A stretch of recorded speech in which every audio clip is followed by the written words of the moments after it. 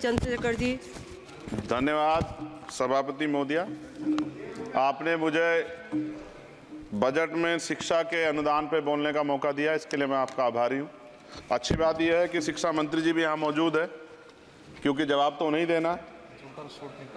महोदया, शिक्षा का बाजारीकरण रोका जाए, सरकारी शिक्षण संस्थानों में विधिवत उच्च शिक्षा की व्यवस्था की जाए, एक क्लास एक सिलेबस होना चाहिए, समान शिक्षा पॉलिसी लागू होनी चाहिए।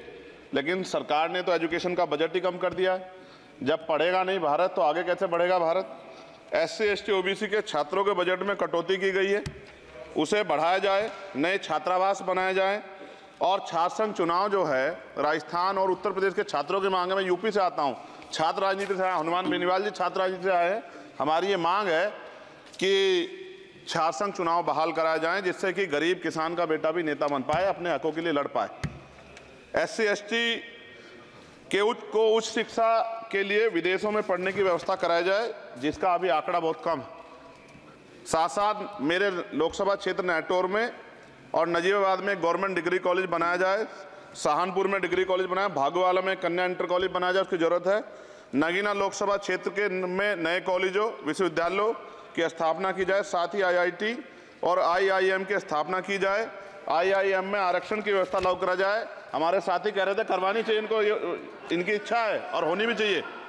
छात्रों को पोषण या विटामिन सप्लीमेंट भी दिया जाए। स्कूल कॉलेजों विश्वविद्यालयों में SC ST OBC के रिक्त पदों को भरा जाए। जब टीचर होंगे तभी तो पढ़ाएंगे, टीचर कम है और बच्चे ज़्यादा हैं।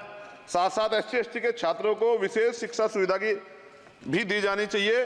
क्षेत्र में स्किल डेवलपमेंट सेंटर खोले जाएं। कॉलेजों और IIT में जातिगत आधार पर होने वाले भेदभाव को समाप्त किया जाए।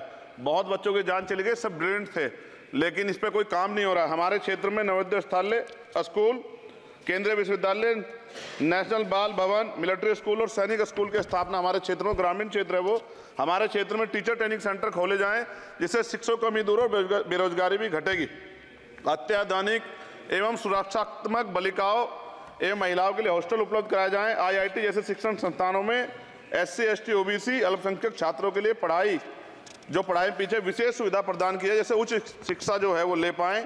कक्षा 1 से 12 तक के छात्रों के नया पाठ्यक्रम शुरू किया जाए, जिसमें संविधान की प्रस्तावना को उल्लेखित मूल अधिकारों की शिक्षा दी जाए। देश में लोग जानते ही नहीं कि उनके अधिकार क्या और कर्तव्य क्या, क्योंकि संविधान पढ़ाया नहीं जाता। स्कूल में जाति सांप्रदायिकता और छुआछूत समाप्त करने के लिए विभिन्न गतिविधियों के माध्यम से शिक्षा दी जाए और खेलों को बढ़ावा दिया जाए, क्योंकि ग्रामीण क्षेत्रों में ग्राउंड ही नहीं है, स्कूल में स्पोर्ट टीचर ही नहीं होता है, तो उनका शारीरिक विकास होगा। मिड डे मील में भोजन गुणवत्ता में सुधार किया जाए, क्योंकि दूषित मिड डे मील खाने से बच्चे बीमार हो रहे हैं, अक्सर अखबार में खबरें आती हैं। हमारे साथी नागौर सांसद हनुमान बेनीवाल जी कह भी रहे थे, इनकी भी मांग को माना जाए। जिन लोगों ने घोटाला किया उन पर जो है जांच हो, उन पर मुकदमा हो। राज्य में शिक्षा का अधिकार अधिनियम 2002 के तहत 6 से 14 साल के बच्चों को निःशुल्क शिक्षा दी जाए और उसका पालन सख्ती से कराया जाए। जो इस संस्थान के अधिनियम का पालन नहीं करते उनकी वित्तीय सहायता रोकी जाए। शिक्षण संस्थानों में कार्यरत SC ST OBC के शिक्षकों को होने वाले जातिवाद को रोका जाए। बाल छात्राओं और महिलाओं के लिए कौशल विकास केंद्र खोले जाएं। घुमंती जातियों के बच्चों के लिए मोबाइल स्कूल चलाए जाएं। छात्राओं के लिए आत्मरक्षा और खेल की विशेष सुविधा उपलब्ध कराई जाए। और महोदया, SPQEM योजना को पुनः आरंभ किया जाए। SPQEM शिक्षा की गुणवत्ता सुधार के लिए एक महत्वपूर्ण योजना थी, जिसे अल्पसंख्यक मंत्रालय ने मदरसों में चलाया था। इस योजना के अंतर्गत NIOS के माध्यम से मदरसे में बच्चों को मुफ्त हाई स्कूल व इंटरमीडिएट की पढ़ाई करवाना का प्रावधान था।